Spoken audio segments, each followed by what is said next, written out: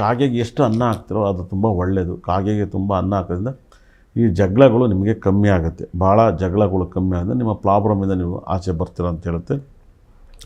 ಮತ್ತು ಸಿಂಹರಾಶಿಯವರಿಗೆ ಸಾಕಷ್ಟು ಬಣ್ಣದಲ್ಲಿ ನೀವು ಓಡಿದಾಗ ಈ ವರ್ಷ ಒಂದು ಯೆಲ್ಲೋ ಕಲರು ಮತ್ತು ಆರೆಂಜ್ ಕಲರು, ಅತಿ ಹೆಚ್ಚು ರೆಡ್ ಕಲರ್ ಬಣ್ಣವನ್ನು ಯೂಸ್ ಮಾಡಿ ನಿಮ್ಮ ಲೈಫಲ್ಲಿ ತುಂಬ ಬದಲಾವಣೆಯನ್ನು ಕಾಣ್ತೀರ.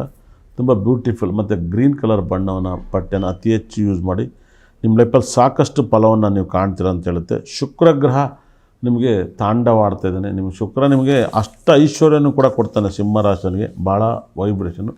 ಮತ್ತು ಸಿಂಹರಾಶಿಲಿ ಮನೆಯಲ್ಲಿ ನಿಮಗೆ ಈ ಒಂದು ತಿಂಗಳಲ್ಲಿ ಯಾರ್ಯಾರು ಕುಟುಂಬದಲ್ಲಿ ಕಾಯಿಲೆ ಮತ್ತು ಸಾವು ನೋವುನ ಬರುತ್ತೆ ಅಂತ ಹೇಳುತ್ತೆ. ಕುಟುಂಬದಲ್ಲಿ ಕಾಯಿಲೆ ಸಾವು ಯಾರಿಗಾರು ಬರುತ್ತೆ ಅಂತ ಹೇಳುತ್ತೆ. ಇಲ್ಲ ಒಂದು ಸಾವಿನ ಸುದ್ದಿಯನ್ನು ಕೇಳ್ತೀರ ಅಂತಲೂ ಕೂಡ ಹೇಳುತ್ತೆ.